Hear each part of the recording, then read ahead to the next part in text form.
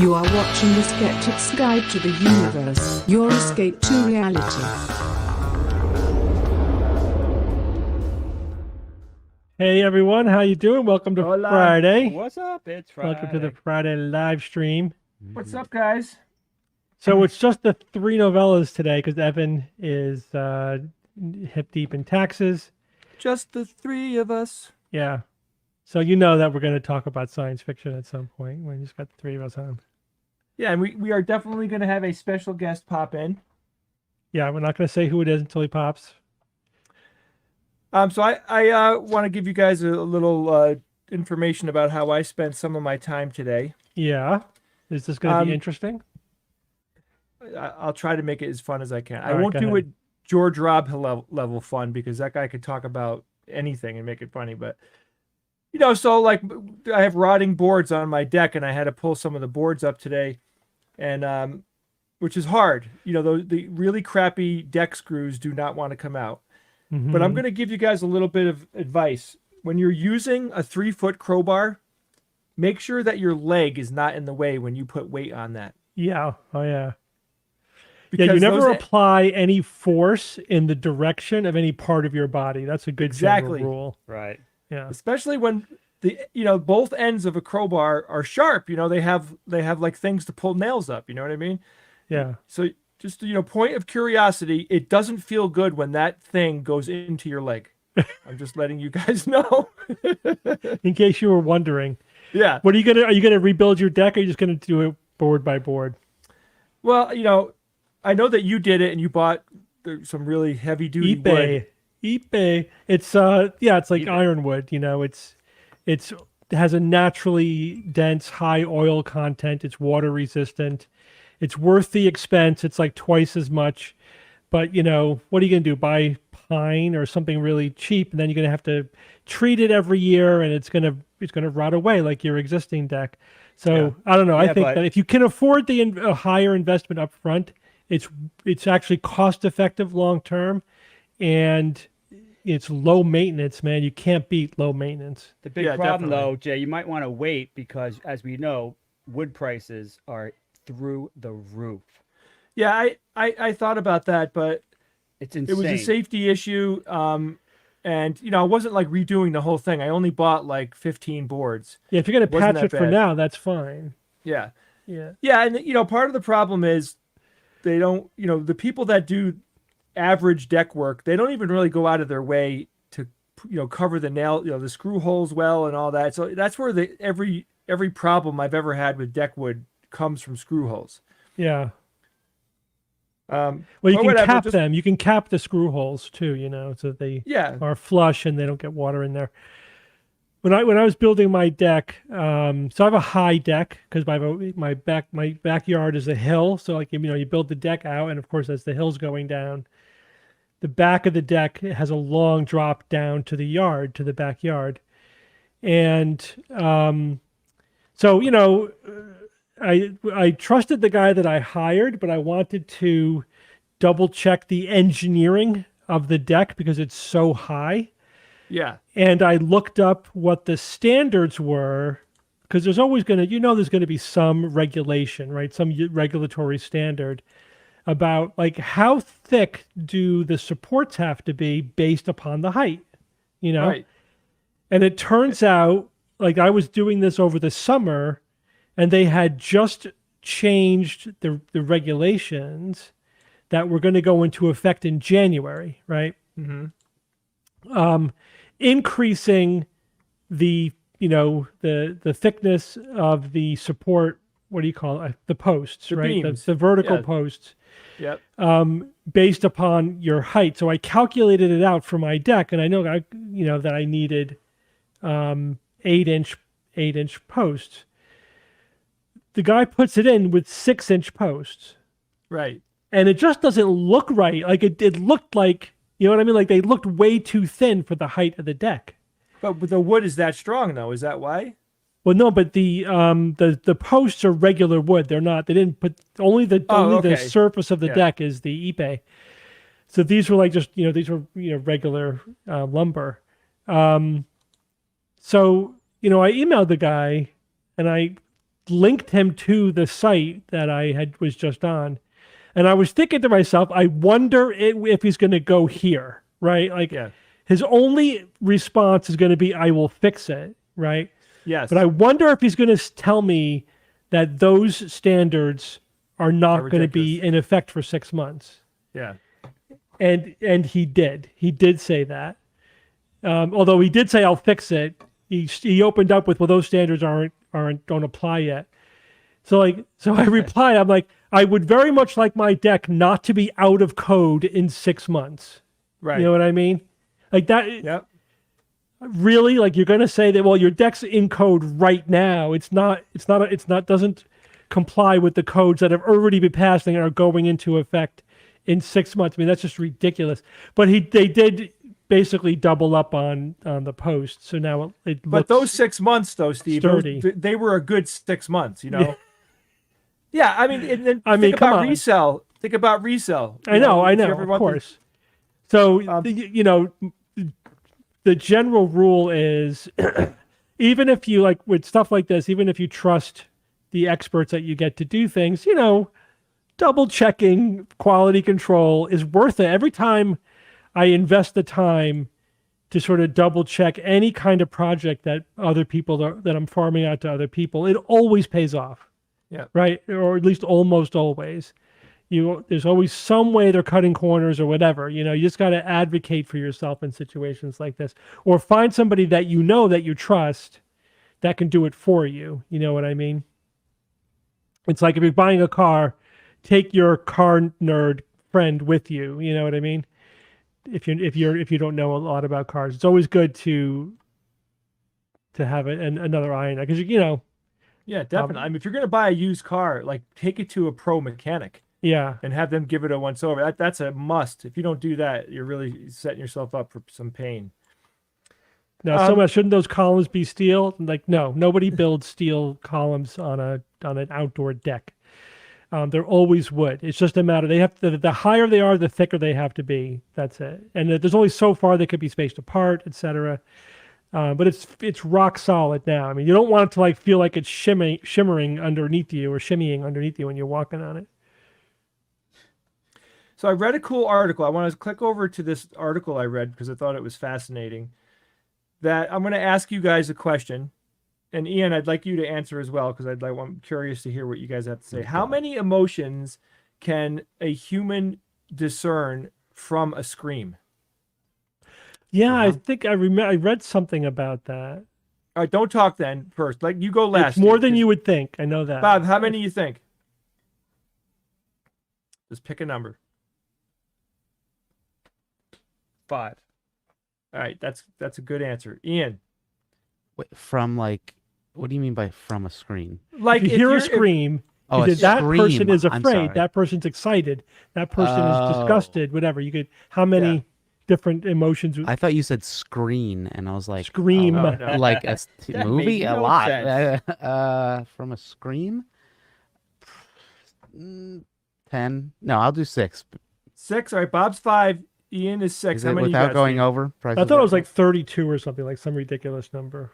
Well, they actually said that there is the number is 6. 6. They Got 'em. said it's pain, Crushed it. anger, fear, pleasure, sadness, and joy. So it's funny because pleasure and joy are two different things. Oh, yeah. Emotions are in the Wilhelm Totally. scream. Yeah. Yeah, right. The Wilhelm scream is its own All of thing, them. man. Yeah, so Man. pain definitely. I'm like kind of like visualizing this. Like, okay, someone screaming in pain, yes. Screaming in anger every day, yes, that's me. Screaming in fear, of course. Bob knows that one well. Screaming in pleasure, is that like when you're like, yeah, right? Is that the scream of pleasure? I'm not asking surprised about that you're that, not Jay. familiar Oh my with this God. one, Jay. You set yourself No, but up the for that. scream of pleasure. Jeez, just dunked on yourself. For some people, their partners may experience that. If you know what, What you're is- doing. But legitimately, the joke, yes, it's funny. But Legitimately, what is the scream yes. of, what? That's it? Is that it? You only scream of pleasure when you're in bed with Steve Novella? As far as I know Wowzers. personally, that's my only personal experience. Well, that's actually pretty legitimate. And then the last two, sadness, a scream of sadness. Is that the no? No, like Darth Vader, a whale. no? That would be a whale. A whale. Yeah. And joy. So pleasure and joy. Pleasure and joy. I can't separate the two in my head. Yeah. Scream sound. Pleasure is like, oh my God. And joy is, it's like joyous, my like, God. yay, Okay. That's pretty cool, though. I mean, you think even in our, in rare types of, screaming is rare, right? Do you scream every day? No. When's the last time But- you screamed, Jay? Well, yeah, I no, mean, you legit every legit day. screamed. No, I Yeah, yell. in I yell anger, at if my you kids. include anger. I'll yell to my wife in the house. Other than but yelling at scream. your family, when's Yeah. the last time you screamed? I don't know. When did I scream? I have no idea. I really just don't. I don't scream, I guess. That much. I am not a screamer. I don't scream under any Yeah, circumstance. me neither. I can't imagine or remember. During the podcast when your mic was muted. Maybe the that last was week's, maybe when I right? was 5. I mean, even when I hurt myself today, I didn't scream. I literally just hunkered in and got angry at myself. I was just like, damn, like that. I Yeah. didn't scream. But my point is, though, it's really cool to think that, communication is so unbelievably important, right? And on, last week's show, I talked about lions and the way that they communicate socially with each other through yawning, right? Mm-hmm. Which I think is really cool. Oh boy, here we go. There it is, Bob. You just heard the word yawn. So, and Bob, you just communicated to me tonight what you're going to have for dinner. So, I just think it's really cool that we can communicate 6 different, pretty, relevant emotions with a scream, which is not a primary way of communication. But I think you could argue that has more to do with the vagueness of the word scream, Okay. right? Because and we do have Yeah. for some of them we have other words, but we could if we just had a different word for each of those sounds, it wouldn't be curious at all, right? Yeah. Yeah, I agree. I mean, we yeah, just use that's one why- word for Oh. for Brian! the Invader. loud emotional Hi, words. everybody. Hey, Brian, Brian, what's man? up? I'm How's going it to going? catch you up real quick. Brian, Cool. how many emotions can be conveyed in a human scream? How many? How many Yeah, emotions are there? Could you discern? Like, if you heard a scream, you could break it up into how many different kinds of emotional screams are there? I'm gonna say it's order tens, so I'm gonna say 20. Okay, so the answer is actually 6, and here they are. And just so you know, you and Steve guessed high like that, so you're in good company. I'm not even thinking of Well, I something figured else. there's a spectrum, right? So are they? Well, okay, I'll listen to the answer and then I'll disagree with it. All right, so I'm trying to find. Here we go. Pain, anger, fear, pleasure, sadness, and joy. So I That's said pretty broad. I said, yeah, it is. I mean, and it's funny that there's a difference between pleasure and joy. But the rest of them, I can, a scream of sadness. What is that? Really, how do you scream sadness? You've never heard I mean, you have kids. You've never heard a kid scream sadness? Just it's that wail. Yeah. That, that's what Steve they said. do that thing where they have those big blobby tears. Yeah, the big while they're- tears. Yeah.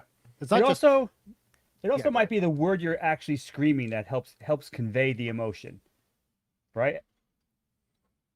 Yeah. Yep. that's Well, point of it. I just thought it was a cool point of interest. Apparently, screaming is a legitimate communication style, and Yeah. I'm going to adopt it. Platform Josh had a good comment. Best scream in a movie is by far Marv from Home Alone, and I can't disagree with that. That was an awesome scream. That is a completely lifelong memorable scream. That's a top 5 That's a good one, scream for yeah. sure. And then Platform Sam had an interesting comment. He said, "Is Bob's hair getting whiter every week?" And what the hell? I can't disagree with that either. What's going on? What's that's going on definitely over here? true. That's Bob's scream of agony. No! And I'm getting my first professional haircut like in a few days after I'm fully vaccinated, and which is tomorrow, so Sunday. I don't know what's going to happen when this is like mostly gone, like 80% gone. It's going to be like even more white. So Bob, Jesus. you look good. You're in great physical shape. You have nothing to be upset about. Trust me. Thank you, Jay, and New Zealand for your nice comment as well. I saw someone say, "What about a scream of disgust?" which I think is a valid point. Yeah. That I mean, is that an emotion? Is that like this? Disgust is is this a an scream of emotion. disgust? Yeah. Is this it? Like, ah! Yeah, like oh, Yeah. Yeah. right. What is about that a a scream scream? though? You have to amp that up a bit. I don't know. You're right. See, but Steve said it. Steve said, what is the actual definition of scream that they're using? Because I would think Right. more of a yell.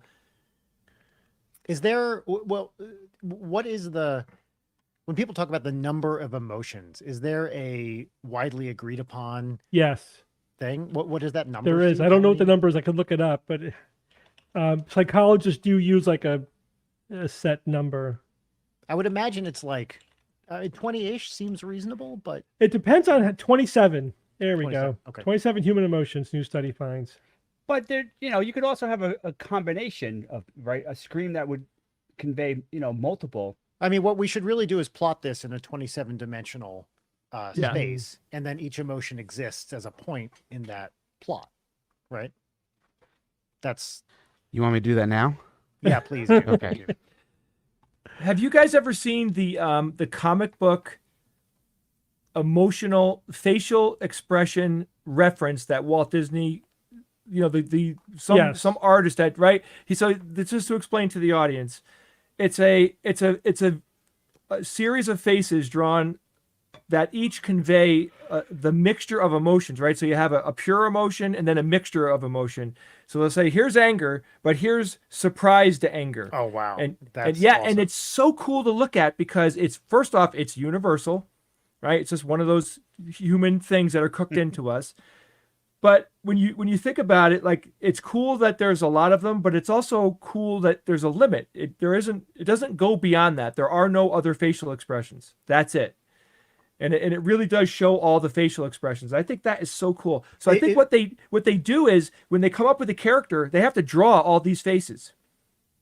They have to practice and figure out how to do this with whatever character they're doing, Do you know, Steve, is the 27, is that a worldwide thing, or is that just one specific? That's supposed to be a universal human thing? Because I'm curious. I would imagine in certain cultures, maybe some emotions are more prevalent or suppressed. I mean, there's whatever. certainly there are different manifestations, social norms, thresholds, exactly. whatever.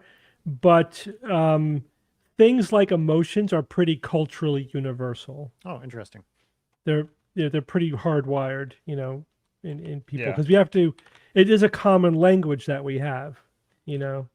All right, I got a scream here, guys. This is from our friend Steve Blackwell. What scream is this? That's Kirk. Con. Con, that's anger.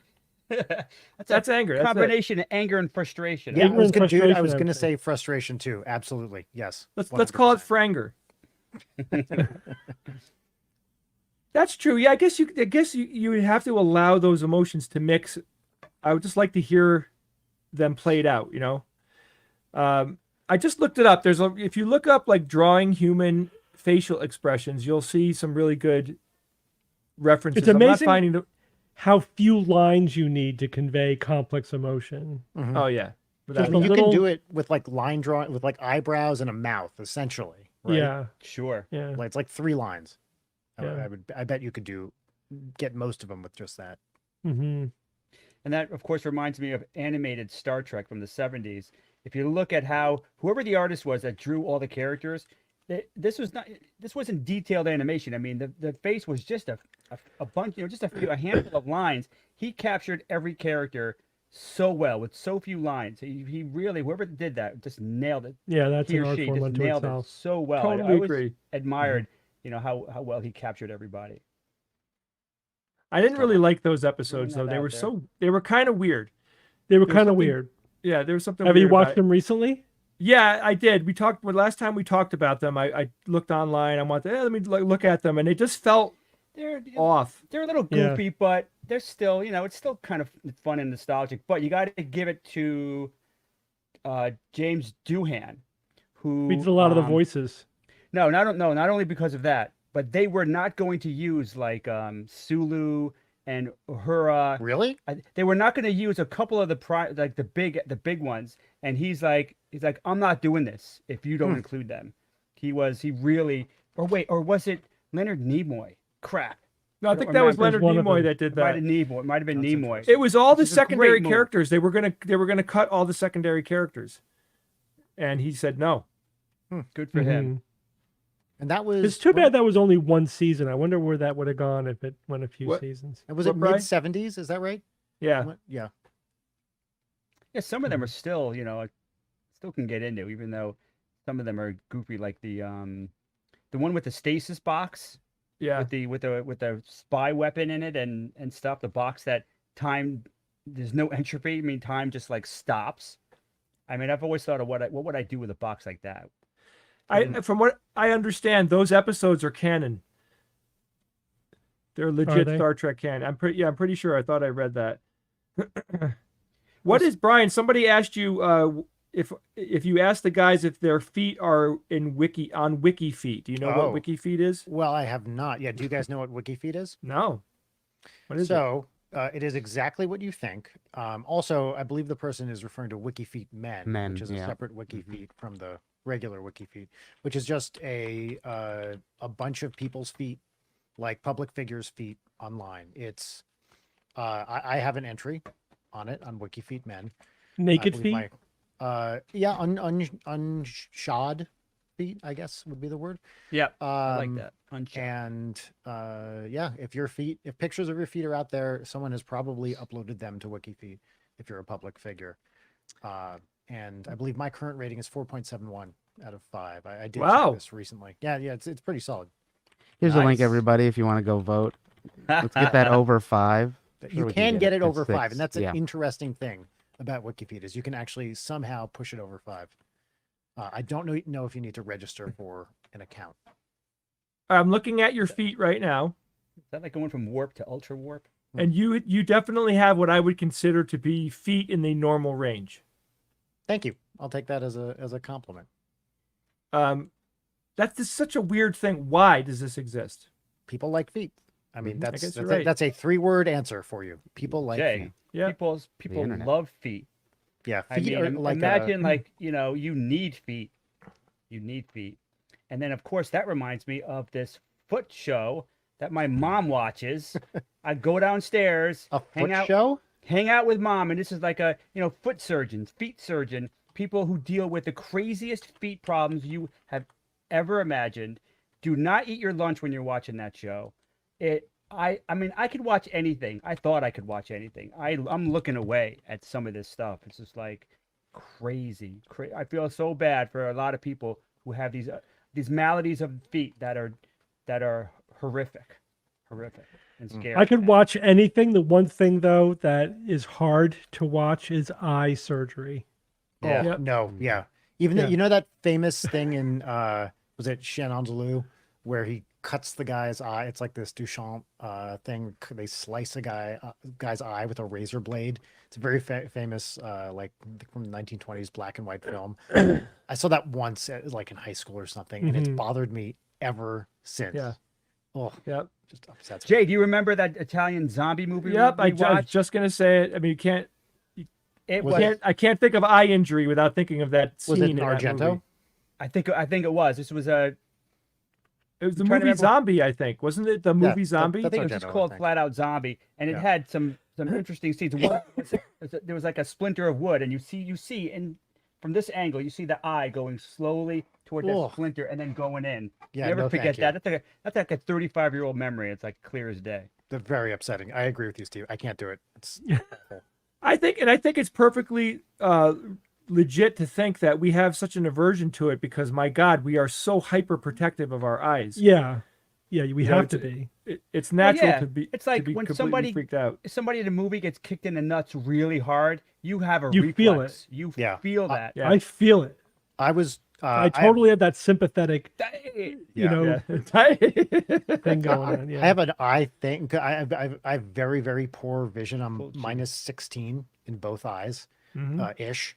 And I had an eye doctor tell me once, I don't know, a couple of years ago, they were like, you know, you're at very high risk for retinal detachment injury, whatever. This woman said, if you ever have kids, this is before I had a kid. She's like, if you ever have kids, watch out. I would just wear lab goggles all the time. Yeah. Which is obviously not practical, but you know, you should have said your kid, which has happened to me many times, will just slap you in the face Yeah. and you know, Just Really? poke you in the eye. of course, yeah, they're Yeah. complete sociopaths with that stuff. So yeah. what condition do you have? Just Brian? extreme myopia. I mean, it's nothing like beyond that. I just have I'm very nearsighted. What's your vision? What's the number? It's like minus 16-ish in both eyes. Brian, did you get LASIK or anything? I am so risk averse when it comes to my eyes. I have a solution that works really well with contacts right now. You know, with they work for my astigmatism and everything. I'm just gonna ride this out, and if I can see really well with this, I'm not gonna mess with it. Yeah. Yeah, I had a procedure called PKR, right? There's two procedures. One, they cut the flap, and two, they scrub the clear tissue off the surface of your eye. What So- flap? What flap are you talking? They So there's carve there part is of your a- cornea. Yeah, there's a Is that clear right? flap on the very outside of your eye, right? So they have a device that they put on your eye, and then they have a razor blade go, and they literally just cut this paper thin flap, and that gives them access to the cornea, and then the laser will resurface the cornea. But you know, I was my niece Ashley, who's living with us right now, just had surgery. Her eyesight was like she couldn't see, like she saw blobs of color. She literally couldn't see. She got the surgery, and Yeah. she sees better than 20/20 now, and Wow. so there is a very, very, very low risk. I mean, I think infection is actually like the worst thing that can happen with that type of surgery. Yeah. But you know, I mean, if you're cool where you're at, I totally get it. You know, you don't want to mess around. Yeah, that's basically it. I just don't want to. Why? I have a solution. Why mess with it? And I've had eye doctors You got a tell good me. workaround. Yeah, like I've had optometrists, ophthalmologists say that like, given how bad my vision is, I'm lucky to be able to see as well as I do with the contacts that I have. Yeah. So just like, I won't touch them. Don't mess with it. You know how close we are to, or what the state of the art is with artificial eyes? No. I know that something happened recently, but I don't have a clear picture. What is it? What's artificial? I mean, what is it? The retina? Is it the lens? Well, it's, the cornea, the entire. yeah. So gestalt? basically, artificial light receptors and getting those signals into the brain.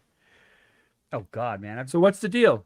probably not far at all. I can't remember even reading anything about that in a long time. So the current device that is approved and being used, the camera's on glasses, and it connects to a prosthetic that connects through the ganglion cells in the retina.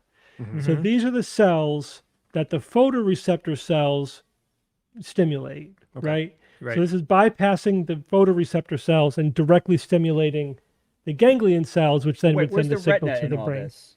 This is in the retina. This is part of the retina, Okay. right? Remember the photoreceptor cells are on the bottom of the retina? Yes. Our retinas are backwards. Yep. But in Good any design case, evolution. Way Yeah. to go. squid's got it right. Yeah, The they got it cephalopods, they right. have their eye is better. Well, it's But always it- made sense to me because a real image to be projected will always be inverted with a single lens, right?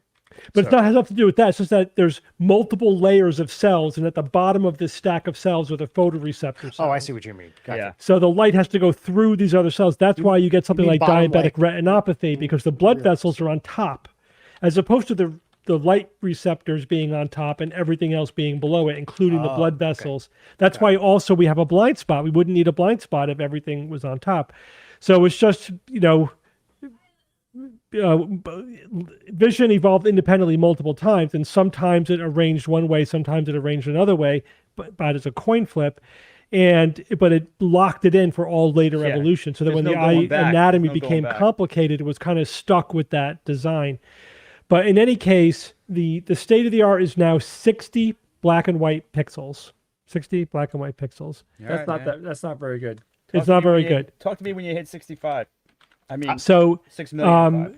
if you're totally blind, That could help a lot. it's you could see blobs of shapes if you're if you're crossing the street over. But it's light or dark. you still need, like, if you use a seeing eye dog or a cane to walk with, you still need to use that. Like, it doesn't make you independent of those devices. But yeah, that's like really, really very minimal. How many pixels would we need to like resolve images reasonably well? Like thousands, right? Yeah. I think once you get into the like 1,000 pixels, you can maybe recognize somebody. I would even think though less it would be than very that, Sam. Yeah, me pixelated. too. Huh? I would think much less than that.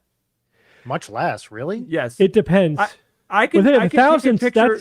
Thousands That's isn't what that is much. that's. Yeah, remember it's like 100 by. that's total. So that would be like 10 by 10 is 100. Right.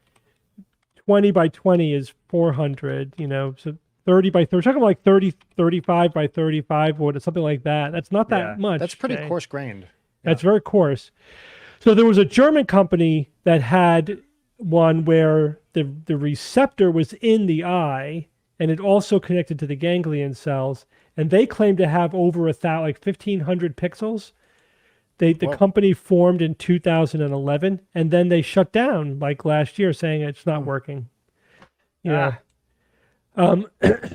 then another company made a robotic eye that has even better than human resolution vision, but it's robotic. It's not prosthetic. Yeah. You know what I mean? Like there's no way to You can't connect hook it up to a human brain. Yeah, it's not meant to hook up to a human. It's meant to hook up to a robot. And that's the tricky part. So we could make a robotic eye that's the size of an eye that has great photoreceptors, whatever. But the trick is getting it into the brain, interface. getting that information into the brain. The going through the ganglion cells is a really great idea, but it really limits the resolution. They recently were able to fix some of the problems. So the problem is that sometimes when you stimulate one ganglion cell, it would also stimulate the neighboring one, and so then it would create like a blurry image, right? Like you get 2 pixels stimulated instead of 1. Yeah.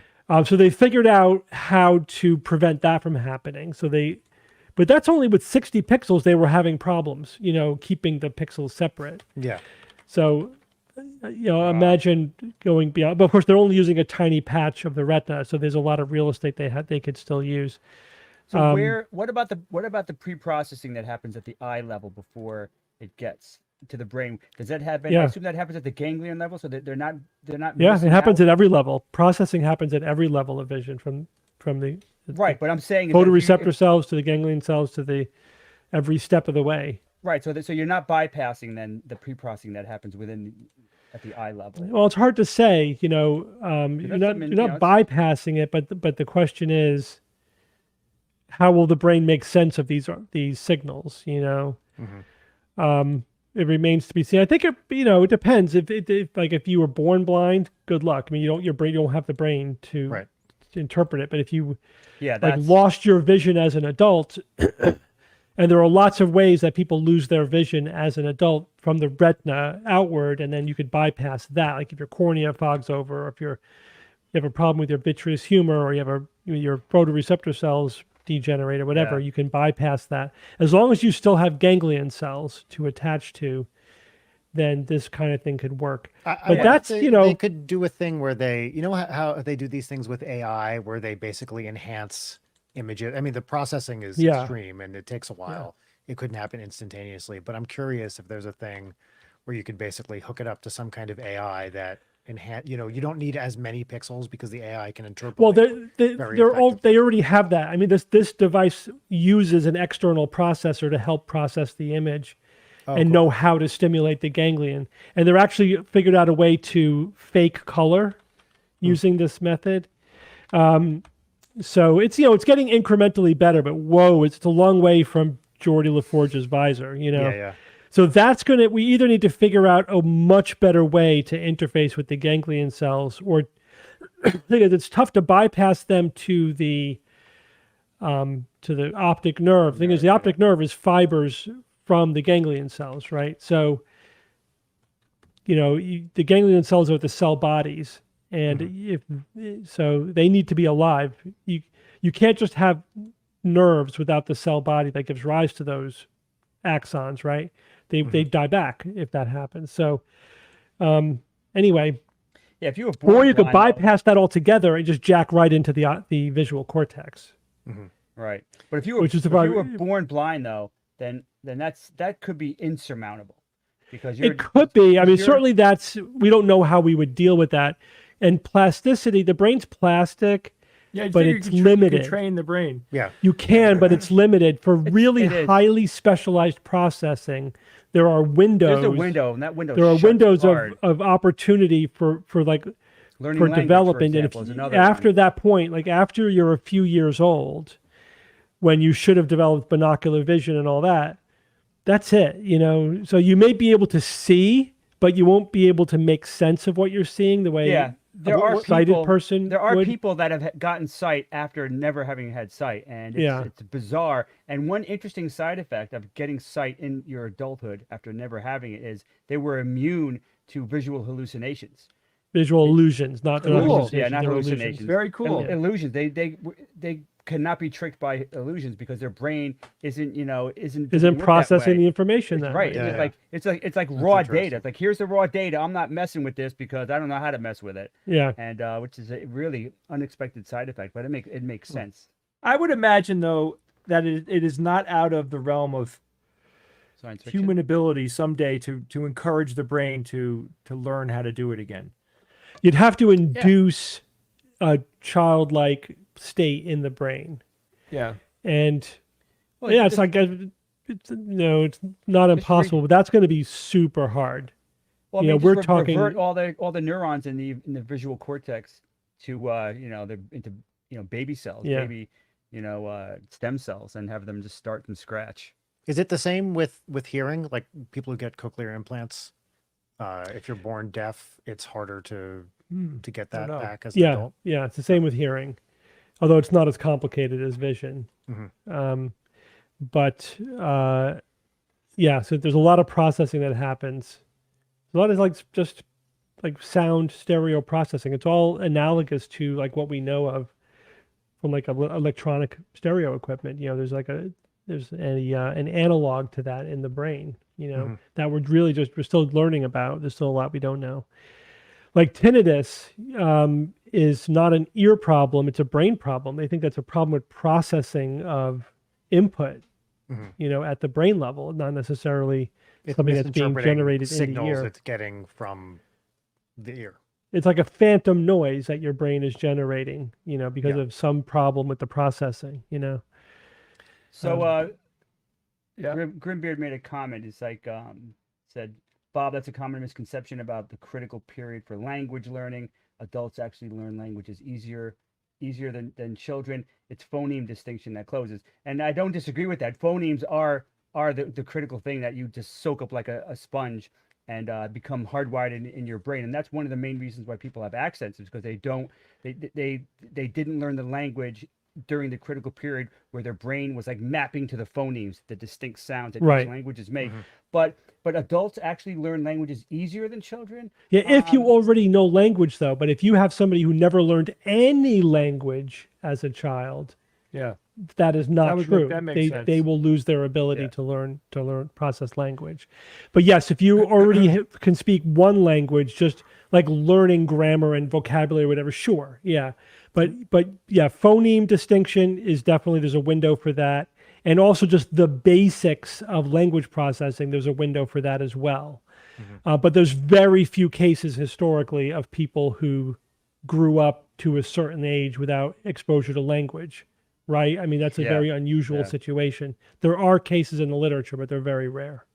Yeah, it still strikes me as counterintuitive, if not wrong, that adults learn language easier than kids, right? I mean, you hear these countless Yeah. examples of It's more systematic, I guess, as an adult. But it's like I've seen kids soak up in a language I mean, at maybe an it's just amazing speed. yeah. I mean, I have friends that had moved their kids to a foreign country when the kids were like 4, and within 2 months, the kid was communicating pretty effectively at a 4-year-old level, you know, Yeah. in whatever language they were in. So it's anecdotal, so I don't know what the general conclusion is, but it seems counterintuitive. Brian, I have a question for you. Yes, please. Every time I am chatting with you online, I see your array of keyboards behind you, Yes. but I never have heard you play one note in your room here. Here, I can change that. Just do that. Can't hear it. Hold on, You'll be able to hear it. Is that a There's- B? There's your note. No, it is not a B. You want to guess again? Is it that a C? It is not a C. I You think have it's an 6 more A. guesses. Well, actually, sorry. There's 7 notes, so you have 5 more Yeah, guesses. because Five the, more guesses, the yeah. octaves are repeat. How about an E? It is not an E. You guys are Eh, so close. Is it I an mean, A? I'm doing. I'll tell you. There's actually there's 12 notes really, right? So because there's sharps and flats. So you have Brian, 9 more guesses. are you how much time do you spend playing the keyboard and coming up and writing music every day? It varies a lot day to day, but it's it can be hours a day if I'm really writing something, or no time if I'm doing admin. I'm a musician, so like many creators, including you guys, I'm a small business owner as well as a creator. So it's some days you just got to manage the business entirely. Yeah. So it varies day to day. But what I don't do, because I'm not quote unquote, I'm not like a classical pianist or anything like that. I don't sit down and practice every day anymore. Yeah. I used to do that all the time as a kid. And if I were really, if I were like super serious about the craft part of playing instead of composing is more what I focus on now, I'd be practicing like all the time. But that's something that has kind of fallen by the wayside as I've gotten older. I don't just sit down and practice anymore, whereas I used to practice, a couple hours a day. So you're more into the writing part of it. Yeah. Yeah, I totally agree. Like with whatever I'm playing, like it's more about writing something and coming up with something fun as opposed to like picking up a skill at this point. That's right. So the practice I do is more compositional practice now rather than performance practice. And it's amazing. So- Like when I listen to myself, my main instrument used to be saxophone in college. And when I listen to what if I hear recordings of me playing back then, I'm like, oh, I lost so much ability. Since, it's been 25-ish years, almost 25 years since I graduated. And I used to be a lot better. What I'm curious to know, like I like to ask people who play the piano what they think about Billy Joel, because Billy Joel, like famously, doesn't think much of his piano playing skills and his Well, I have there's an important answer. There's some context I have to provide for this. So I'm from New Jersey, And as such, I hate everybody from Long Island. And I am programmed to dislike Billy Joel because he is a Long Islander. So I do not like Billy Joel, pretty much for that reason. Music wise, I have to say, like, being serious, Billy Joel is an amazing songwriter who just doesn't do a lot for me personally. People love his music, but I don't know. I feel like you can be. To me, this is very reductive, but there's like two kinds of piano songwriter. This is someone's going to poke holes in this right away. I feel like you're either a Randy Newman person or a Billy Joel person, and I'm squarely a Randy Newman person. It's much more interesting, much more complex. You know, it's satirical. The Billy Joel stuff is a little bit more manipulative and a little more straight ahead. But Yeah. I get why people like him. I mean, he's obviously very, very popular for a good reason. It's just not my personal bag. Yeah, that I totally understand that. I mean, from a taste perspective, it's funny when you come across someone that just does not relate to something that you really like. And I'm, and I am that person to a lot of people because there's a lot of stuff I don't like too. But just that from a technical perspective, when I found out that Billy Joel didn't think much of his piano playing, I was like, that's interesting. It totally makes sense to me because I was just thinking about this today. I was listening to, do you guys know Snarky Puppy? Or, kind of jazz. Yeah, they're amazing. So I was listening to this album of theirs. I think it's their most famous. We Like It Here. And they have, God, what's the keyboardist's name? Cody, I think. And I was listening to this dude Henry. play. What's his name? Corey Henry. Corey Henry. Thank you. This guy is just like unreal. And he plays with such a level of precision that I feel like I could practice the rest of my life and I would never be as good as this dude. When I hear quote unquote real pianists, like classical pianists play, or a guy like that, or like our super pro jazz guy, Art Tatum is a good example of this too.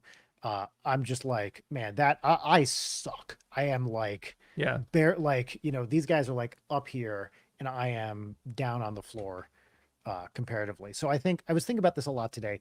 There's a level of precision you get when you're really, really, really good that I feel like separates the just like, hey, I'm a pretty good piano player from the like, holy shit, this is amazing. Type people. And I bet that's what, I think by most metrics, I'm a pretty good piano player, but I will never have that level of precision and dexterity and stamina that these super pros have. I mean, look, I doubt I'm as good a piano player as Billy Joel. Like, that guy's awesome. But he cannot compare to super amazing classical pianists he probably is or jazz. acutely I don't want aware. to say it's just a classical thing. Clearly, there's some very incredible jazz musicians as well. Yeah, you get to a point like, and you're good enough at your instrument where you can tell, like, the difference between being good and being great. Yeah, and George had talked to us about this as well. Like, you learn enough to really understand the scale, like of where musicians could actually get themselves. That's right. And I think it's interesting to think of it just from a like music as music theory. There are people that understand music theory so well that it puts them on such a level above other musicians that how much music theory do you really need to know to write songs and to be in a band and all that? Some people, well, my partner in my band, Ninja Sex Party, he's a vocalist who has incredible sense of harmony. Literally, he cannot read music and doesn't know the names of notes. It just feel, and he's amazing and crushes it. So how much music theory do you need to know to be incredible at it? Like literally zero. Yeah, that's There's true. some people who just sit down and feel it out and it's incredible. Yep. That's not how I have a very analytical, mathematical brain. So for me, the theory really helps, but you can absolutely get by on just on your ear. Yeah, without a doubt. So I was reading something, the levels made me think of this. I was reading, I've been listening to a lot of Art Tatum recently, who, if you don't know, is like one of the all-timer jazz pianists. I mean, possibly the best jazz pianist who ever lived. And apparently a number of musicians are on the record, including Les Paul, saying they listened. Like Les Paul said, he listened to Art Tatum play piano, and he was like, "I'm gonna play guitar instead, because I'm never gonna be that." Yeah. So, Yeah. and apparently Oscar Peterson too, who's like this incredible. I mean, a very, very influential jazz pianist. You know, like a very, very good one. Apparently, was very demoralized by listening to Art Tatum because he was that good. Listen to any Art Tatum thing, and it's just like this machine gun style of notes. It's really, really amazing. Do you have a favorite musician, like pianist or band that uses keyboard or anything like that? Art Tatum is way, way up there. I mean, everyone you know depends how you define keyboard because synths are super popular. Yeah. As well. I love for like rock stuff. I love Ben Folds.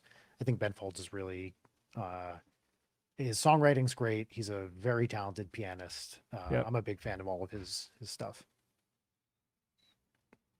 How about Bob and Steve? Do you guys have favorite bands? That's one thing I probably don't know about you. I mean, I know that if I had a guess, I can name a few bands that I know Steve is into, but maybe not. I don't know if I could name your favorite band. I don't think I have one favorite band. And Yeah, I don't either. I sort of will change over time. Like I might be into something for a period of time, then I kind of get tired of it and go on to something else.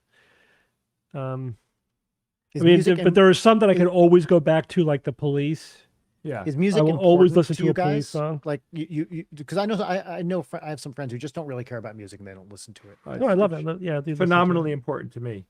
Yeah, it's you know, I have a soundtrack to my life, you know, and I have like my collection of music that I've grown to love that, you know, is there whatever mood I'm in, I can turn on 10 different albums. And I'm happy I've done that because it adds a lot, I think. I go back and forth. And I love music, but I get so focused on like right now I'm in the middle of like 3 audiobooks. So when I have any free time, I'm listening to these audiobooks. And so I can go for periods where I'm not listening to a lot of music, but it can affect me in profound ways. And then I get back into it, but then I go back to the books and it's, you know, it's just kind of hopping back and forth. Yeah, it's amazing now with Spotify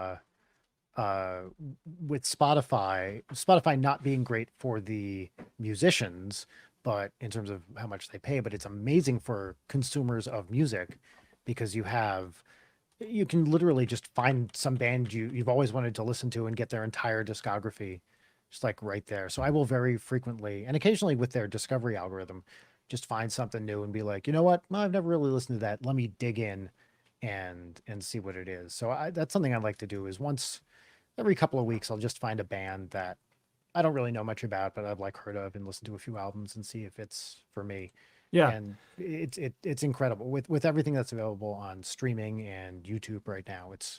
There's like no reason not to. I remember being in college and like taking out big stacks of CDs from the library and just going through composers and seeing who I liked. And now, of course, all that stuff is just like available within 2 seconds when you. Yeah, there is something incredible about that, but my God, you know, all 4 of us lived through so many iterations of the way that music was delivered. And each one of them had something about it, you know. Going from 8-track to cassette was a profound change. It changed the way that we thought about music, not only listen to it, but just we used to make mixtapes for each other, and you can carry so much more music with you. Yeah. And then when CDs came out, I remember repurchasing everything. I remember getting my first CD. It probably was like 10 or 12 or something like that. And just, I could not believe that you could go right to the track. Yeah. Like you could just poke 1, 2, 3, 4, 5 totally right at the 5th track. It was like, oh that's my a God, game changer. It was amazing. Yeah. Yep. And then when Napster came out, I lost that was my huge. mind. Yeah. Everybody lost that golden their period before they shut it down. Like we downloaded so much music. Yeah. Yeah. But the portability with cassettes, I think, must have been one of the biggest milestones, right? I mean, when it became portable on a what is it, a Walkman? Like the Walkman, yeah. That was huge. I mean, Walkman were that, huge. Even with 8-track, you're not walking around the street listening to music on an 8-track. And now, if you listen to a Walkman, like with shitty headphones and stuff, like the audio quality is so bad now. Yeah. Like listening to those cassettes, it's just like unacceptable compared to what we're so used to right now. Yeah, think about that. I mean, you have basically pretty much any song you want, you could have it in your pocket. Yeah. You know, Yeah. that's amazing. You know, it's one of those pieces of technology that we just instantly got used to. It's like, oh, this is the new norm, and anything less than that is crap. Have you guys ever talked about on the show the like high quality audio versus MP3 stuff? Can people? I've always been unsure. I can't really tell the difference. Obviously, there's some stuff lost, but some people claim they can. Is it known? Can I Yeah, think so- mostly it's bullshit. It's mostly though is critical. So it depends on what kind of music you're listening to. If you're listening, MP3 has different encoding levels, as you know. So I don't know if you've ever played around with that, like especially doing the show. I record everything lossless, the wave. Yeah. So it's perfect quality. And then you can save it in MP3 at different bit rates, at Right. different qualities. And I blanketed the whole thing and said, where can I hear the difference? And so I pretty much do the show at the lowest level where you no longer will hear a difference. You know what I mean? For voice, but that's for voice. And if you listen to rock and roll music, you want a higher bit rate. Sure. There's But a if you listen bigger to dynamic classical range. music, you need an even higher bit rate because you're going to get Right. a different range of tones. So it depends on what you're listening to. But for like the highest quality music, I think 192, if I'm remembering correctly, is like pretty much the cutoff sounds of about human ability. Why to don't we discern. ask the audio Beyond that- expert No, that that's not happens true. to be here? Are you talking about sample rate? Yeah, Ian, give us a What do you crash think, course Ian? on this. Well, I mean, yeah, my history is I grew up in a recording studio, so 192 is like this nonsensical sample rate idea, and like it was popularized by also what's his name from Neil Young, I think, was like trying to promote like a portable 192 player. Oh, really?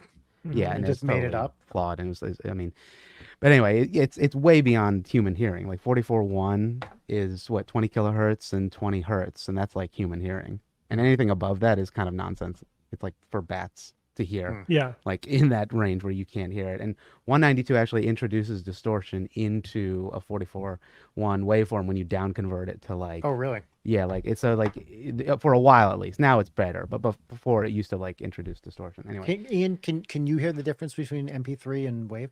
only like Steve was saying, when you have a low bit rate, it has to like curtail or compress enough.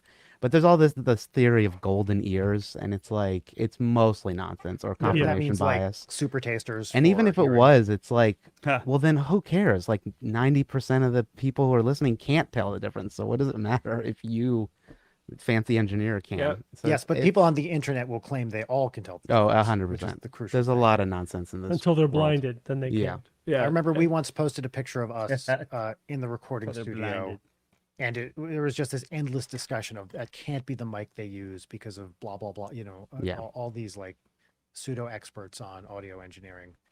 Which it was Yeah, just don't go into total the nonsense. forums. Never Yeah. go into the forums. hey, when you just made me remember something. So, you know that Rick Beata, he has a YouTube channel. You ever hear of this guy? No, I don't know. He's a sound producer. He's an engineer. He was a musician. He's just very talented musician, but he's more like a music historian at this point. And I watch his YouTube channel.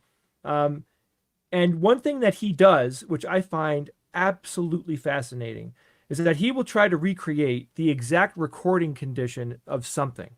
He'll be like, how did Led Zeppelin record this sound? What was the setup for that solo? How did they do that? And there's lots of situations like the opening chord to the Beatles album. I can't believe I'm forgetting it now. So Yeah. Jay, does he just try to reverse engineer it, or does he use historical records to? He does figure it out? everything. He does everything. He uses his ear.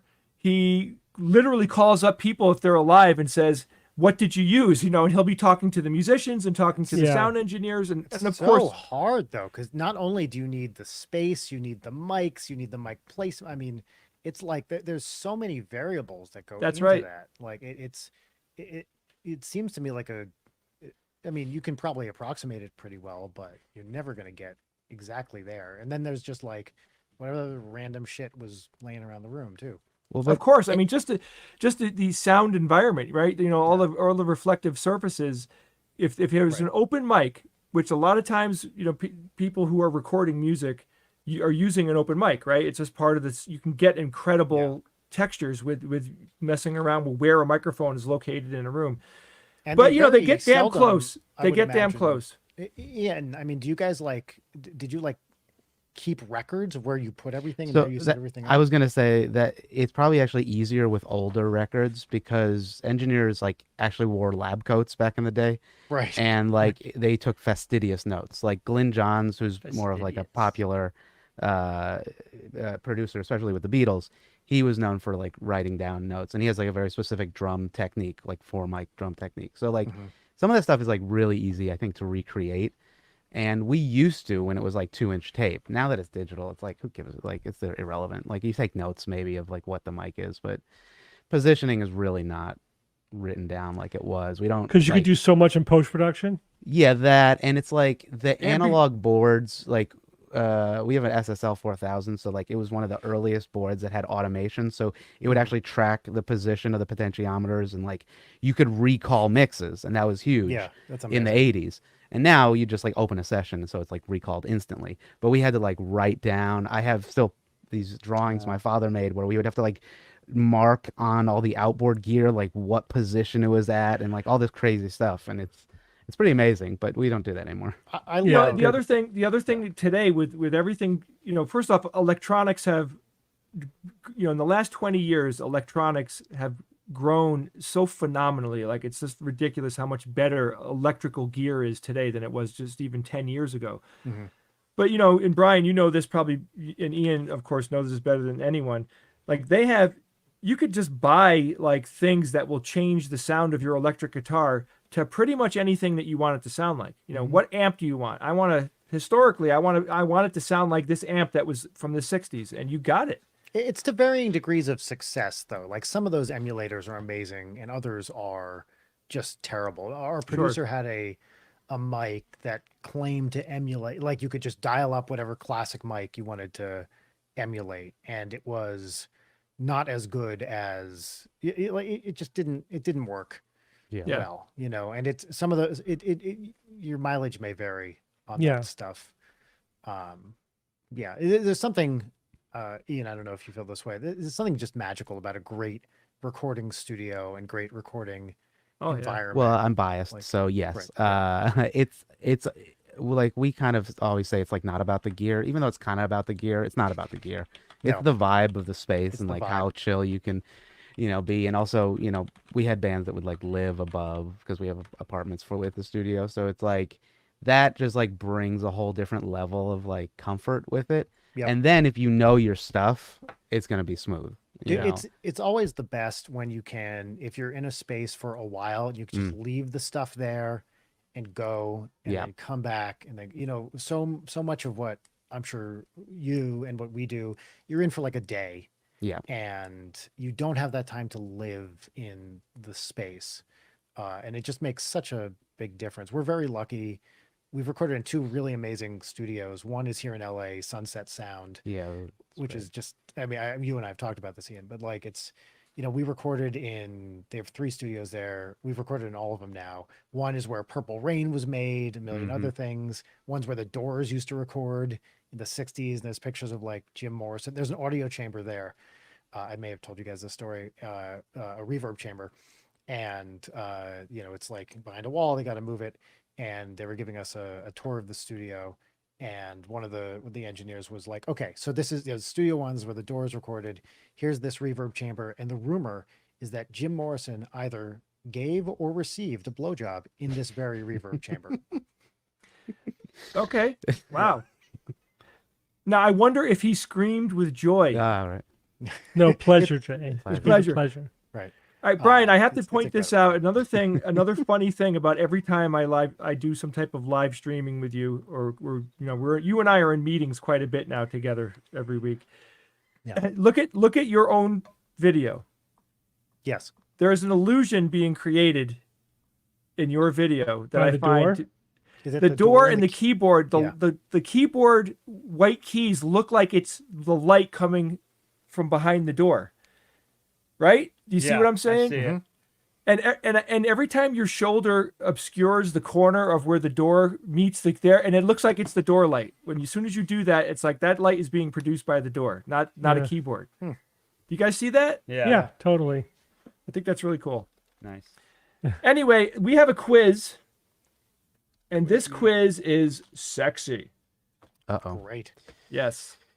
All right, let me send the link to everybody. Again, it's darkenergy.games for everybody in the chat. So am I doing this too? Yeah, I will. You're No, gonna I'll play the yeah. quiz. But Brian, I'll send us a link that's specialized. He'll chat it to us. I'll chat it to you, and you'll see it right here, not in the global chat, but this one right here. There we are. I love talking about music like this. It was a lot of fun. Me too. You know what band you guys should check out? Was that? Go Banana Go. Oh, that is Pretty- a very good Pretty band. awesome band. Everybody for go the- banana What go kind of music is it? band.com. Oh, it's like hip, fun, friendly, all ages kind of music. It's teaches you like why you should brush your teeth and who shouldn't brush your teeth. Just nobody- It's for those of you who don't know, that's my kid's band. Yeah, Like, that's this is my children's music thing, Mhm. and it's a lot of fun. I really like doing it. I love doing music for kids. It's pretty fun. it's- My baby likes it, so it Oh, works. that's all, dude. You played it. That's amazing. Thank you. Brian, do you wear a banana head? Well, we've never performed live. Like our first album came out during the pandemic, so we have never performed live. I mean, just casually, yes, of course, I wear a banana head, but when we're performing music, we haven't had a chance yet, so we don't know. Somebody asked if it's a Cavendish banana band, or you a Gros Michel. We have not Defined. settled on which type of banana it is.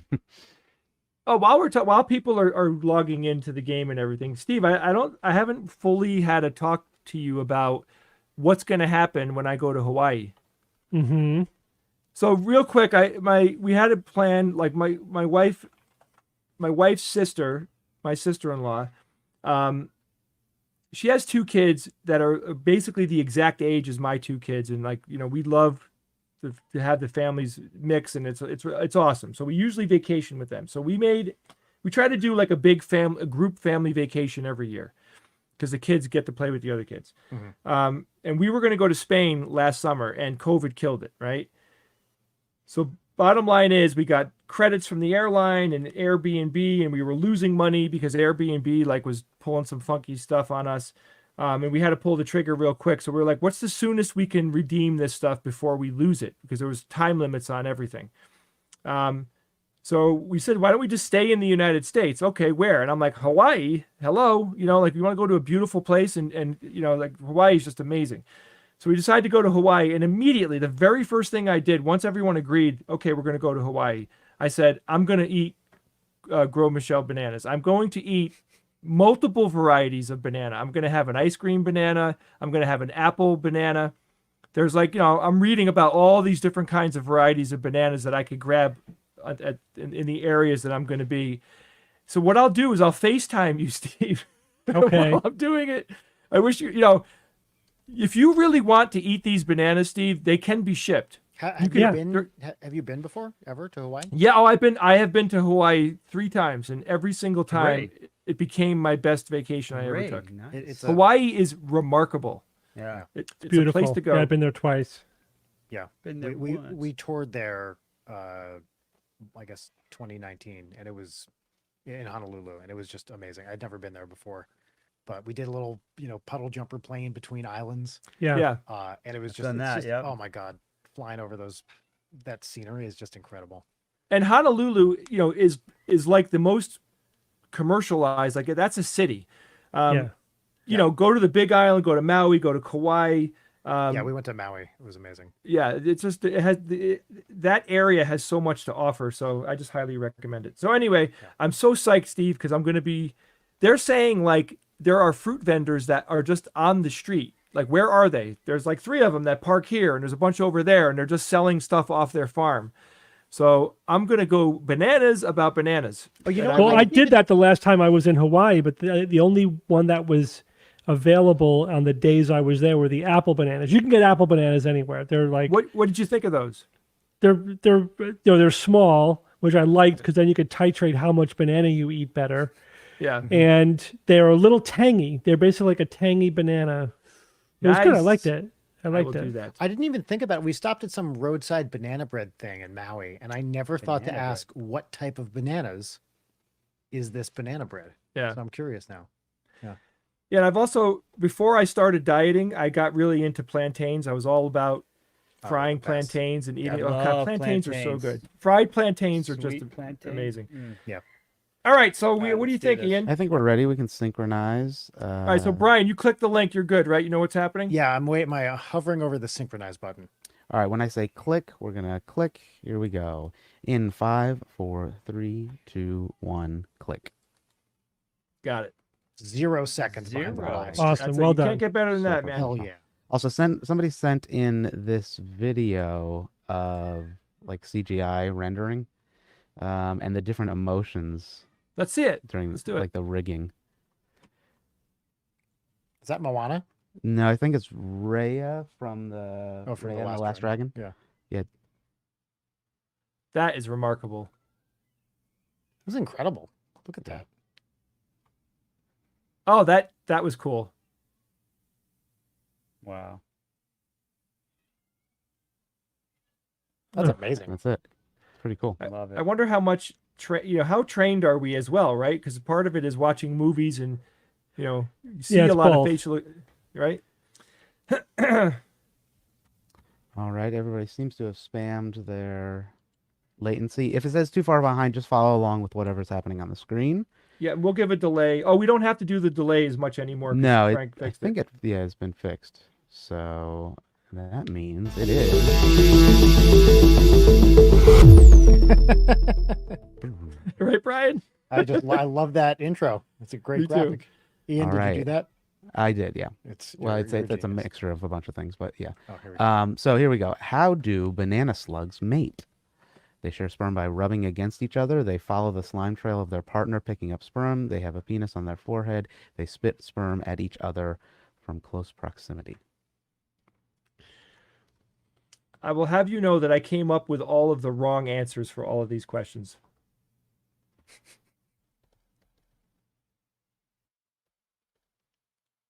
Yes. Wow. Mhm. Isn't that crazy? Wow. Well, any of the answers would be crazy. Yeah. I thought, Yeah. but the having a penis on the forehead, like, anything is possible in the natural world, right? It doesn't matter. You could have a penis on your forehead, coming out your back, at the bottom of your foot. It doesn't matter. Whatever works best is the way where it's going to Do go. you want to read the fact? The scientific name for one of the species of banana slug is Areolimax dolichophallus. Wait, phallus? Oh, Phallus, yeah, phallus. Nice. dolichophallus. Yeah, and it All right, basically we got means another dickhead. one. How does honeybee? Okay, next one is how does honeybee sex work? The male bee penis breaks off in the queen and he dies. The queen slowly kills the male bee as they copulate. The male bee deposits a mix of pollen and sperm on the queen. When the male bee is done, it can never mate with the queen again. We got land snails recently, Mm. and they came in hibernation or whatever that's called for snails. You had to wake them up, and they immediately started having sex. Immediately, within 6 hours of waking up. Yeah, And for a while, I was like, "Are they fighting?" Nope, they were not fighting. that's not right. Were they screaming though? That's the question. Of course, yeah. You haven't lived till you've heard land So snails speaking of- scream. Yeah, the penis does break off apparently. What animal has sex until it dies? The greater fairy armadillo, the antechinus, is that how you pronounce it? I think so. The chicken turtle, and the mustached puffbird. I think the correct answer is the happiest. And just so you understand, all of these are actually real animal names.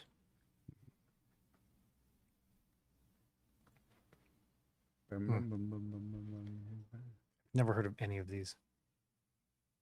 Ah, got that one too. So there it is. I'm Yep, that shocked. is actually like a Antechinus. mouse-like creature. Mm-hmm.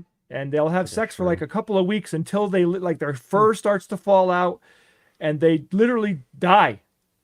they just die from exhaustion. Then how do they propagate? So The one of them dies? the female makes it. The male doesn't make it. The females make it because they just have to lie there. You know. They come and go at the same time. Right, Bob. Good job, Bob. Richard Pryor joke. What answer below is true? Pandas only have sex 2 times in their entire life. Male alligators spend their entire lives with an erection. Male porcupines deliberately bleed on their mates. Female jumping spiders will spring off the males once the sexy time is over. Got you on It's a this one, Bob. scientific term.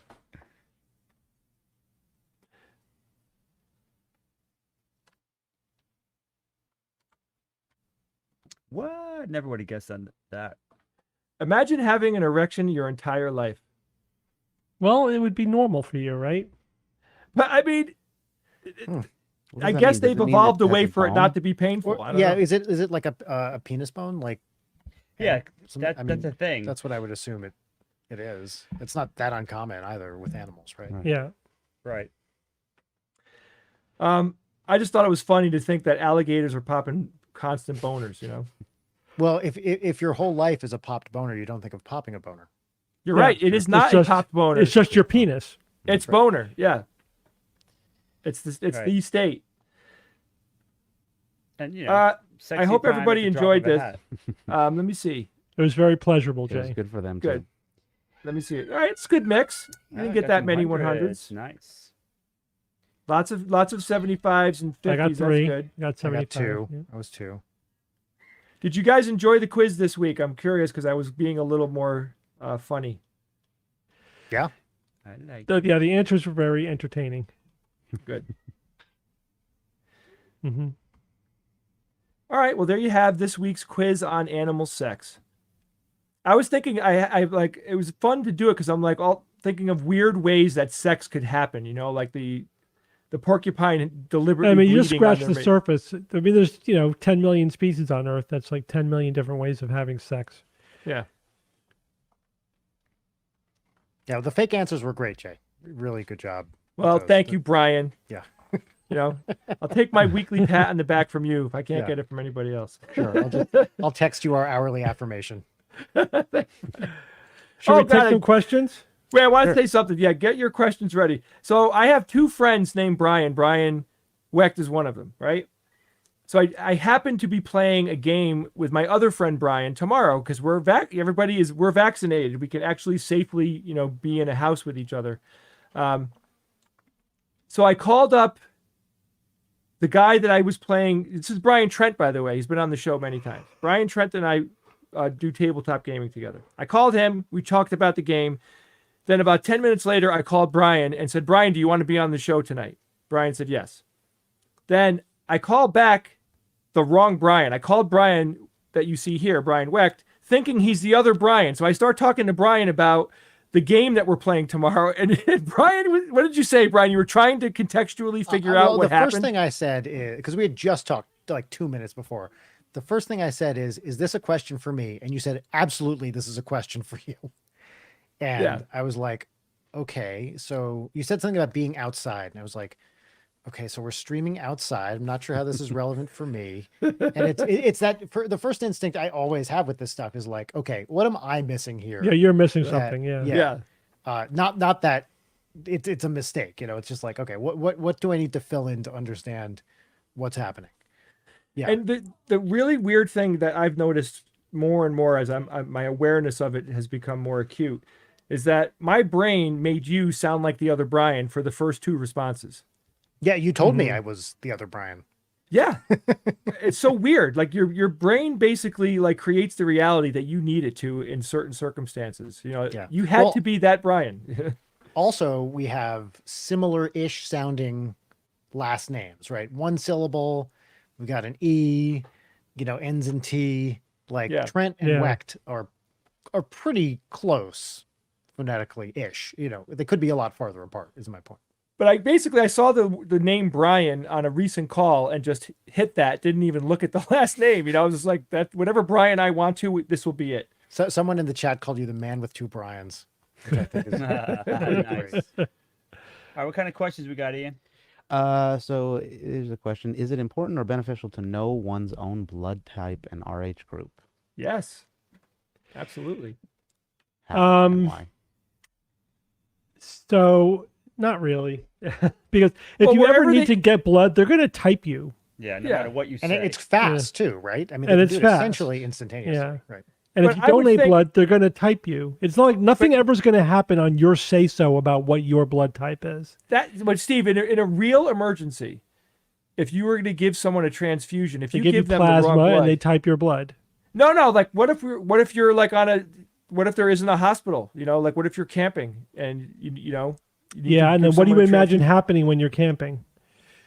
You just drink the other person's blood. Yeah. I mean, I guess you That's should the know if you fastest have way a to get rare inside blood you. type. I guess, that could be something you would want to know about. And if you are prone to bleeding or have an occupation where that's likely to happen, I don't know. But I think it's good to know your blood. for most type. people, it's just not going to come up. Your own knowledge of your own blood type is probably not going to ever come up statistically. I mean, if you ever Unless need you're in blood, they're going to China, type you. right? If you're in China, you need to know your blood type because they think Japan. that Japan, right? Yeah. Oh, right. Sorry about that. Uh, Bob and I just found out that you can't use the word Eskimo anymore.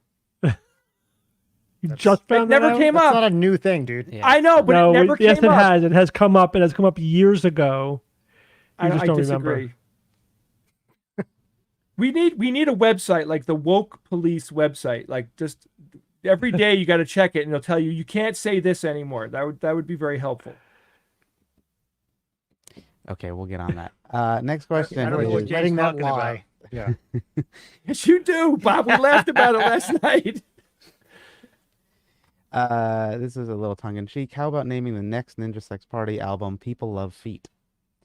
I can respond to that with one word. No. No, No. sorry. Nope. There you go. This one's He for Brian. thoroughly considered your Yeah. suggestion and rejected it. This one says, "My 2-year-old loves Go Banana Go. Are you going to make any Oh. more music like it?" Yeah. Well, so we just put out a new EP about a month-ish ago. So you can find that. We did that with the German comedian Flula Borg. If you guys know him, he's really, really funny. Hilarious. And he was on our first album on one song, but we did a whole EP with him, and we're writing new stuff all the time. So yeah, we're Cool. just kind of gonna keep inundating people with kids music. It's all on, Spot everywhere you stream music, Spotify, Apple Music, that stuff. That's awesome Yeah. that kid likes it. Thank you. So this goes to the artificial eye tech. With this eye tech, could that be used for VR potentially? Or AI, I guess it really would Which tech are you talking about? I guess so. If you could jack it directly into your brain, then absolutely, and you could substitute, virtually generated video rather than camera-fed video, right? be. Mhm. So that's a yes. Speaking of eyes, any recommendations on VR headsets? I think we've been through this before. Yeah, we've but- talked about this. Do you guys have sets? Yeah, Yes. I have a Vive, which is like 3 years old now, but it's fine. It works great. And I'm just waiting for it to improve enough that it's worth upgrading. These tiny incremental upgrades haven't been enough to buy the latest equipment yet, in my opinion. Did you guys read The History of the Future by Blake J. Harris? It's basically the story of Oculus. No, Mm-mm. It's worth reading. It's very, very interesting. the history of Oculus Rift. Pretty much, yeah. It's like the history of Palmer Luckey and the Oculus Rift. It's an interesting book. Question is, what's the best concert performance you've been to? Wow. Oh wow. All the ones I've been to have been good. Yeah. I mean, Prince was really good. Oh, dude, I wish I'd seen Prince. Yeah, me too. Yeah, I I'm saw so him once. He was bummed I awesome. never saw Prince. I mean, I saw the Elvis police- Costello in college or medical school. I saw Elvis Costello. That was awesome. I saw the Police 3 times in my life, and each time, I mean, I saw them during the Synchronicity tour, and then I saw them twice during their comeback tour. And I'll tell you, they did some incredible things with their music during when they came back around again, long after they ended the Police. Like they made new intros for every song. So they just made these cool, very thematic intros for each song, and it was fun because you have to kind of guess like what are they leading into, and then when they did, you're like, oh my god, of course, you know, it was really awesome. I would love to have seen Jeff Buckley live. That would have been a life changer for me. The best show that I ever saw, and if it's like, do you consider, you know, if you're just talking rock concert, that's one thing, but if it's like, you know, jazz and classical, blah blah blah, that's a whole other thing. The best show I ever saw, I was in Tokyo and I was looking for stuff to do, and there was an advertisement for something called 3 Drum 3 Piano, and it was in Roppongi, and it was in like a 5th sub basement, and we had to go all the way down to this bottom of the thing, and the floor was just littered with instruments and pianos, and there were 3 drum sets, 3 pianos and / keyboards, and these basically it started like an hour past the stated time, and it was these 3, I'd say early 20s Japanese women who came out and just shredded everything they touched in the most unbelievable way. They were prodigious drummers and singers and guitarists. They were just like these musical prodigies in this weird sub basement in Roppongi. And it's cool. probably the most memorable show I've ever been to, and it went on forever. It was fantastic. I don't even know if this is like a group or was just like a one-time thing. Yeah. I've never looked it up, but that's the one that sticks with me. So the I most had a. Go ahead, Steve. the most epic live musical experience I had, though, was definitely listening to John Williams conduct the Boston Symphony Orchestra playing the Imperial Death March. Oh, yeah. That was awesome. Fantastic. Yeah, that was a moment. Fantastic. Not that anybody would know this band, but this band called the Toadies. This was back in the 90s. Oh yeah, the awesome. Toadies. Sure, I- of course. I absolutely fell in love with their first album, and they were playing literally at a place in Danbury, Connecticut. My friend told me about it like a week before. I never even knew that they were Danbury. going to play. Yeah. So there was a snowstorm that night. We show up. There's no way I wasn't going. We show up. There was 5 people watching, and 4 of them came with me. We were the people in the audience. Wow. They played their entire album. I lost my mind. I just thought it was the best experience of my life. Then we hung out with them on their tour bus afterwards. What? And I just got to try not to gush for about an hour hanging out with those guys. It was definitely the coolest thing that ever happened with me with Sure. semi-famous people. My God, that band, that album came out, I fell in love with them. I was so into it. You know what's an amazing show? If you've never seen it, is Weird Al live. Yeah. He is like, Beast. when we're putting on our shows, that to me is like the perfect mix of video and entertainment and music. His band is incredible. He's a fantastic musician, and like I've been to 4 or 5 Weird Al shows, and they're funny. You know, the dude is, I forget exactly how old he is. He's 60-ish, and I'm very hard pressed to think of another comedian that age who is still like funny and not cringy, and he's still genuinely funny and awesome. So if you ever get a chance to see a Weird Al show, it's a great time. Wow. Before we end, we do have a list of famous music duos, and they want you to pick which ones are the best or your preferred. Well, So, Ninja for Sex Party instance- probably. Oh, yeah, that's right. No. Yes. So McCartney or Lennon? Oh, you have to pick one? Pick Oh, one. McCartney. God. McCartney. Yeah, I'm gonna go with McCartney on that. I guess McCartney. I mean, I Yeah. love them both for different reasons, Right. but yeah. Lennon. It's so hard to say because McCartney is so much more output, right? Like Hmm. for very tragic reasons, but he's just done so much more, and it's all. I've been re-listening to those McCartney solo albums, and actually McCartney 3, the new one, is pretty great. Not bad. It's not yeah, bad. I really like it. But yeah, McCartney. But just for the Beatles, I mean, I love them for different reasons, Hmm. right? That's true. Like when you it's a lot to talk about, but All right, Peter Gabriel or Phil Collins? Phil Collins. That's a good mashup, though. Yeah, I'd say it Phil is. Collins. I'm gonna say Big Peter Phil. Gabriel. Yeah, for me. Gabriel for me too. I mean, I love Peter Gabriel, but Phil Collins, I guess I had more of a I mean, connection. In with the him Air back Tonight time. is my favorite song between the two of them, so that's why I have Yeah, to go with that's fair. Phil Collins. Oh, the real proggy Sledgehammer, Genesis come on. stuff rules. Yeah. Yes, it it's does. It's great. so- It's great. They're both Yeah. great.